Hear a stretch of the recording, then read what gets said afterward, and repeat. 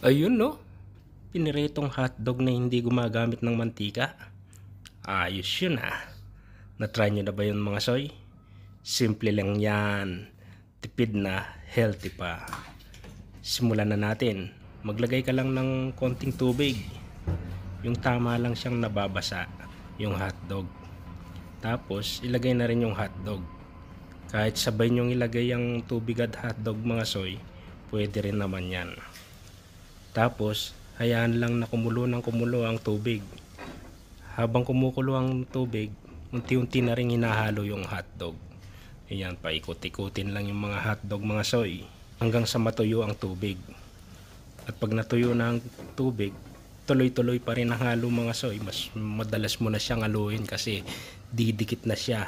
Kakapit na yan sa lutuan kapag natuyo na yung tubig. So habang hinahalo mo yan ng unti-unti, magmamantika yan, magsisimula na siyang magmantika sa sarili niya mga soy, at yun ang magpiprito sa hotdog.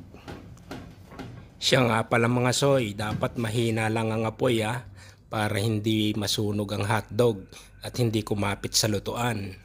Ganun lang siya kasimple mga soy, diba? Ayan, try nyo na ang pagprito ng hotdog ng walang mantika mga soy. Yun no, sarap niya mga soy, mga tamo.